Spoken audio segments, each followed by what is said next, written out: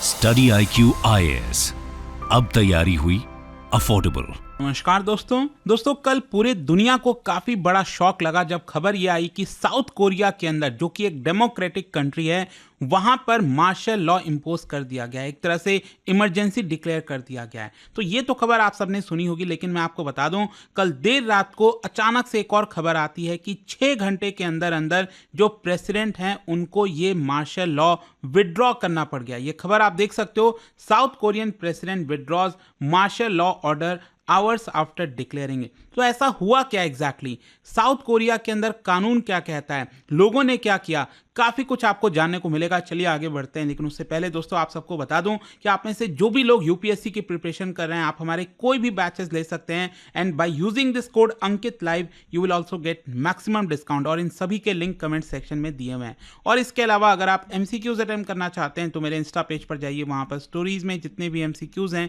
उसको भी आप अटेम्प्ट कर पाएंगे। तो चलिए शुरुआत करते हैं और सबसे पहले ये देखते हैं कि एग्जैक्टली हुआ क्या है। जैसा कि मैं आपको बता रहा था कि कल जो मार्शल लॉ इंपोज किया गया था साउथ कोरियन प्रेसिडेंट योन सुक योल के द्वारा, 6 घंटे के अंदर अंदर उन्होंने वापस से अनाउंस किया कि वो इस मार्शल लॉ को हटा रहे हैं, विड्रॉ कर रहे हैं। मैं आपको बता दूं कि साउथ कोरियन टाइम के हिसाब से अगर आप देखोगे तो सुबह के 4:30 बजे उन्होंने पूरे देश को संबोधित किया। और देखिए उन्होंने क्या कहा। उन्होंने कहा कुछ ही मोमेंट पहले यहां पर नेशनल असेंबली ने डिमांड किया है।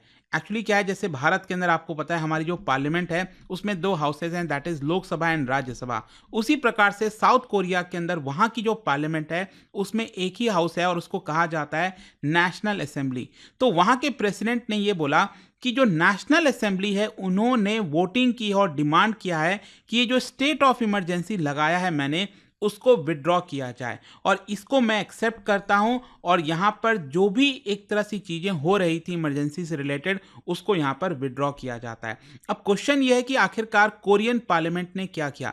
देखिए, एक तो सबसे पहले यह है कि कल जो ये बड़ा शॉक लगा वो पूरे दुनिया के लिए तो था ही, लेकिन स्पेशली कोरियन लोगों के लिए, वहां के पॉलिटिशियंस के लिए। इनफैक्ट मैं आपको बता दूं, जो साउथ कोरियन प्रेसिडेंट हैं योन सुक योल, उनके खुद के पार्टी के मेंबर्स रिक्वेस्ट कर रहे थे कि आपने ये जो किया है वो गलत है। मतलब 1980 से लेकर अभी तक साउथ कोरिया में कोई भी मार्शल लॉ नहीं लगा था, और जो रीजंस बताए जा रहे थे प्रेसिडेंट के द्वारा वो भी लोगों के द्वारा एक्सेप्टेड नहीं थे। और इसी को देखते हुए यहाँ पर क्या होता है, वहाँ की जो पार्लियामेंट है आप देख सकते हो टोटल 300 मेंबर्स हैं। अच्छा, इसमें एक और चीज़ ध्यान रखिएगा, अगर आप इसको ध्यान से देखोगे तो इस पार्लियामेंट के अंदर जो गवर्नमेंट है, मतलब जो प्रेसिडेंट है, उनकी जो पार्टी है पीपल पावर पार्टी, उनके पास सिर्फ 108 सीट्स हैं। और यहां पर जो ऑपोजिशन है उनके पास भरपूर मेजॉरिटी है। क्या होता है ना कि जैसे भारत के अंदर जिस तरह से सिस्टम है वो नहीं है। वहां पर प्रेसिडेंट का जो चुनाव है वो अलग होता है और उनके पार्लियामेंट का चुनाव अलग होता है। तो जरूरी नहीं है कि यहां पर जो प्रेसिडेंट को लोगों ने चुना है उन्हीं को, पार्टी को ज्यादा मेजॉरिटी मिलेगी। इस साल हुआ क्या था, अप्रैल में चुनाव हुए थे साउथ कोरिया में, और यहां पर जो ऑपोजिशन पार्टी है उनको यहां पर ज्यादा सीट मिल गया। और इसीलिए आपको यहां पर देखने को मिलेगा कि पार्लियामेंट में ऑपोजिशन के पास ज्यादा नंबर ऑफ सीट्स हैं। अब इससे प्रॉब्लम क्या होती है कि मान लो अगर प्रेसिडेंट कोई कानून लाना चाहते हैं, कोई बिल पास कराना चाहते हैं, वो उसमें मुश्किल हो जाता है, क्योंकि यहां पर प्रेसिडेंट कौन से पार्टी से हैं, पीपल पावर पार्टी से हैं, और जो ऑपोजिशन है वो बाकी दूसरे पार्टी से हैं, तो वो उसको होने नहीं देती, और इसी की वजह से काफ़ी ज़्यादा फ्रिक्शन देखने को मिलता है। तो यहाँ पर हुआ क्या कि जो पार्लियामेंट है उसको मिड नाइट सेशन बुलाया गया। वहाँ के जो स्पीकर हैं पार्लियामेंट के, नेशनल असेंबली के, उन्होंने तुरंत बुलाया और यहाँ पर 190 लॉ मेकर्स, जो 190 मेंबर्स हैं वहाँ पर आए, और सभी के सभी 190। और मैं आपको बता दूँ इसमें जो प्रेसिडेंट है उनके खुद के पार्टी के मेंबर्स, ऑपोजिशन पार्टी के मेंबर्स, सभी ने यहाँ पर 100% सहमति जताई और ये कहा, वोटिंग किया और कहा कि ये जो मार्शल लॉ लगाया गया है ये गलत है, इसको विड्रॉ किया जाना चाहिए। अब क्वेश्चन ये है कि मान लो वहाँ की पार्लियामेंट ने तो बोल दिया कि विड्रॉ करना चाहिए, लेकिन क्या प्रेसिडेंट उससे बाध्य हैं? तो मैं आपको बता दूं वहाँ पर कानून क्या कहता है। साउथ कोरियन लॉ के according president must immediately lift martial law if parliament demands by majority vote. तो पार्लियामेंट ने तो अपना काम कर दिया कल देर रात को तुरंत कि यहां पर आप विड्रॉ करिए। तो वहां का कानून यही कहता है कि अगर पार्लियामेंट मेजॉरिटी वोट से पास करता है कि मार्शल लॉ नहीं लगेगा तो प्रेसिडेंट को वो इमीडिएट बेसिस पर लिफ्ट करना होता है। और इसी की वजह से यहां पर जो प्रेसिडेंट है उन्होंने इस वोट का ऑनर किया और कहा कि हम इसको विड्रॉ करेंगे। अनाउंस कर दिया सुबह 4:30 बजे और सुबह सुबह 5 बजे कैबिनेट की मीटिंग बुलाई गई और वहां पर ऑफिशियली इसको जो है विड्रॉ कर लिया गया। और बोला जा रहा है कि साउथ कोरिया के इतिहास में ये सबसे शॉर्टेस्ट एवर मार्शल लॉज था। और देखिए जैसे ही ये विड्रॉ किया जाता है मार्शल लॉ, वहां पर जो लोग हैं पार्लियामेंट के बाहर सेलिब्रेट करने लगते हैं, डेमोन्स्ट्रेटर्स चैंट करते हैं, नारा लगाते हैं, वी वॉन, आपस में क्लैप करते हैं, हग करते हैं। कहीं ना कहीं यहां पर कहा जा रहा है कि लोगों की एक तरह से जीत हुई है। लेकिन यहां पर क्वेश्चन ये आता है, बहुत से लोग जानना चाहेंगे कि आखिरकार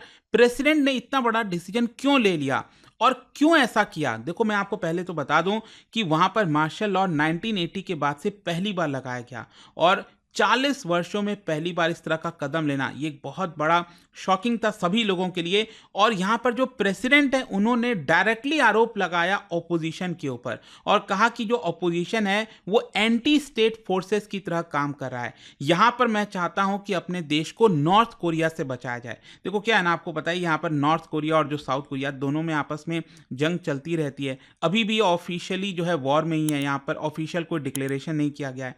तो यहां पर हुआ क्या कि साउथ कोरियन प्रेसिडेंट ने एक तरह से नॉर्थ कोरिया के ऊपर आरोप लगा दिया कि उससे हमें खतरा है इसलिए हम लगा रहे हैं, जो कि लोगों को समझ में आ रहा था ऐसा कुछ नहीं है। अभी तक ऐसा कोई स्पेसिफिक नहीं बोला गया। लेकिन प्रॉब्लम क्या था?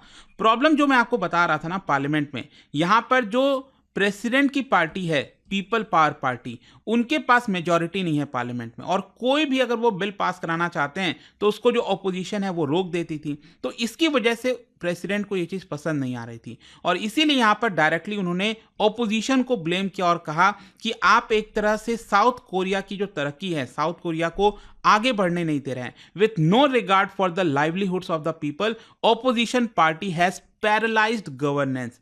हमारी जो नेशनल असेंबली है वो क्रिमिनल्स के लिए हेवन बन गई है, डेन ऑफ लेजिस्लेटिव डिक्टेटरशिप, जो कि लगातार जुडिशियल और एडमिनिस्ट्रेटिव सिस्टम को पैरालाइज करती रहती है। ऐसा यहां पर जो प्रेसिडेंट यून है उन्होंने बोला और साथ ही साथ ये भी कहा कि इसी की वजह से यहां पर मार्शल लॉ मुझे लगाना पड़ा है ताकि जो लिबरल साउथ कोरिया है उसको हम कंटिन्यू कर सकें और इसकी वजह से हमारा कोई फॉरेन पॉलिसी वगैरह में कोई भी इंपैक्ट नहीं आएगा, ऐसा उन्होंने बताया। और कहा कि जो साउथ कोरिया है it is on the verge of collapse, इसी की वजह से हम ये मार्शल लॉ लगा रहे हैं। अच्छा, मार्शल लॉ लगाने का इंपैक्ट क्या होता है मैं आपको बता दूं। वहां पर जब मार्शल लॉ लगता है तो उसके प्रोविजंस के अकॉर्डिंग पॉलिटिकल और जो पार्लियामेंट्री एक्टिविटीज हैं उसको सस्पेंड करना पड़ता है। यहां पर बिना वारंट के लोगों को अरेस्ट किया जा सकता है। साथ ही साथ बहुत सारे रिस्ट्रिक्शंस लगाए जाते हैं, जैसे मीडिया फ्रीडम हो गया, डिसेंट हो गया, जो फेक न्यूज़ वगैरह उसके ऊपर बैन, मैनिपुलेटिंग पब्लिक ओपिनियन पर बैन, कोई भी अगर ऐसा करता है उसको अरेस्ट किया जा सकता है। मतलब बहुत सारी पावर्स आ जाती हैं, मिलिट्री का प्रेजेंस आ जाता है। लेकिन ऑब्वियस सी बात है जैसे ही ये लगाया गया इसको लेकर सभी लोगों ने कंडेम किया, ऑपोजिशन पार्टी, उनके खुद के पार्टी, सिविल सोसाइटी, और कहा कि जो भी कुछ किया गया है ये अनकॉन्स्टिट्यूशनल है। और इसी की वजह से आप देख सकते हैं जैसे ही ये आपका मार्शल लॉ लगाया जाता है तुरंत यहाँ पर जो सोल्जर्स हैं वो तैनात हो गए, हेलीकॉप्टर्स आ गए पार्लियामेंट पर, पार्लियामेंट बिल्डिंग में जो सोल्जर्स हैं वो एंटर करने की कोशिश किए, विंडोज़ को तोड़ा गया। इस तरह के कई वीडियोस लगातार कल से शेयर हो रहे थे और देखिए किसी भी देश की छवि के लिए अच्छा नहीं है। और आप देखोगे यहाँ पर dollar to South Korean won, वहाँ की जो करेंसी है वॉन, वो अगर आप देखिए यहाँ पर जैसे ये मार्शल लॉ का अनाउंसमेंट होता है आप देखिए कितना शार्प एक तरह से डेप्रिशिएट हो जाती है उनकी जो करेंसी है dollar to South Korean won. अगर आप देखोगे अचानक से ये हो जाता है, लेकिन जैसा कि मैंने आपको बताया वापस से क्योंकि अब ये विड्रॉ किया गया है तो थोड़ा बहुत ये अब स्टेबल हो रहा है।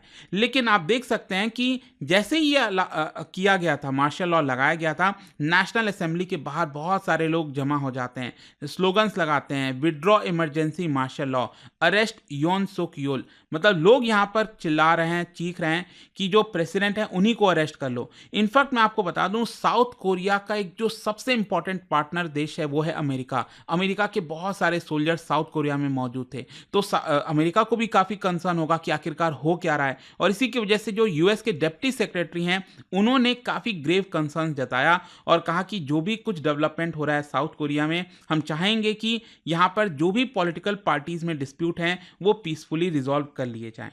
तो ये सारा मामला है, लेकिन फाइनली अब हुआ क्या है कि यहाँ पर जो मार्शल लॉ है उसको विथड्रॉ कर लिया गया है। तो आई होप कि आपको अब हर एक चीज़ समझ में आ गई होगी। और जाने से पहले आप सभी के लिए एक इंटरेस्टिंग क्वेश्चन, अभी मैंने आपको नॉर्थ कोरिया और साउथ कोरिया का मैप दिखाया, क्या बता सकते हो उसकी जो बाउंड्री है नॉर्थ और साउथ कोरिया की, it is marked by which of the following, कौन से पैरेलल से मार्क्ड है? इसका राइट आंसर आप सबको पता है, मेरे इंस्टाग्राम पर तो मिलेगा ही, वहाँ पर अगर आप नहीं हो कोई बात नहीं, टेलीग्राम से ले सकते हैं इसका सही उत्तर। मैं कई सारे जो एमसीक्यूज़ हैं वो यहाँ पर स्टोरीज में आपको मिल जाएंगे। अगर आप पीडीएफ लेना चाहते हैं तो टेलीग्राम पर, अलग अलग सोशल मीडिया पर भी आप जुड़ सकते हैं। और जैसा मैंने आपको बताया, अगर आप यूपीएससी की तैयारी कर रहे हैं, कोई भी बैच लेते हैं, you can use this code Ankit live to get maximum discount. And I hope कि वीडियो आपको पसंद आया होगा। मिलता हूं आपसे next time. Till then, thank you very much, see you soon. Study IQ IAS, अब तैयारी हुई अफोर्डेबल।